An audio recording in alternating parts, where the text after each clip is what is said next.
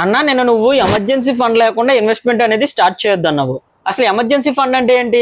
అది అసలు అంత ఇంపార్టెంటా? ఒకసారి ఊహించుకో, నువ్వు నార్మల్గా రేపు ఉదయం జాబ్కి వెళ్ళావు అనుకుందాం. ఆఫీస్కి వెళ్ళగానే నిన్ను జాబ్లోని తీస్తారనుకుందాము. సో అప్పుడు నువ్వు కరెంటు బిల్లు, రెంట్, అలాగే ఈఎంఐ ఇవన్నీ ఎలా కడతావు? అయ్యో నిజమే అన్న, నా దగ్గర సేవింగ్ కూడా లేకపోతే చాలా కష్టం అవుతుంది. అందుకే ప్రతి ఒక్కరికి ఎమర్జెన్సీ ఫండ్ అనేది తప్పనిసరి. ఇది ఇన్వెస్ట్మెంట్ కాదు, ఇది ఫైనాన్షియల్ సేఫ్టీ బెల్ట్. అంటే ఫర్ ఎగ్జాంపుల్ మీరు బండి మీద వెళ్తే హెల్మెట్ ఎంత ముఖ్యమో, అలాగే మీకు ఫైనాన్స్ లోని ఎమర్జెన్సీ ఫండ్ అనేది కూడా అంతే ముఖ్యం.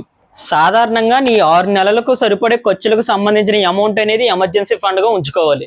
ఫర్ ఎగ్జాంపుల్ చూసుకుంటే నీకు 1 మంత్ కి 25,000 అనేది ఖర్చు ఉందంటే కనుక ఖచ్చితంగా 1.5 lakhs అనేది ఎమర్జెన్సీ ఫండ్ గా ఉండాలి.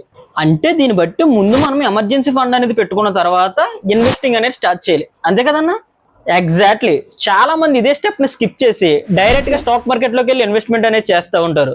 అయితే ఇలా ఇన్వెస్ట్మెంట్ చేసినప్పుడు ఒకవేళ ఆ పొజిషన్స్ అనేవి లాస్ లోకి వెళ్ళినాయి అనుకో, సో అదే టైంలోనే వీళ్ళకి ఎమర్జెన్సీ ఫండ్ అనేది ఉండదు, ఏదైనా ప్రాబ్లం వస్తే.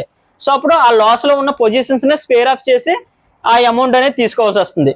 సో అందుకని ఎప్పుడు కూడా ముందు ఎమర్జెన్సీ ఫండ్ అనేది ప్రిపేర్ చేసుకుని ఆ తర్వాత మీరు ఇన్వెస్ట్మెంట్ జర్నీ అనేది స్టార్ట్ చేయండి.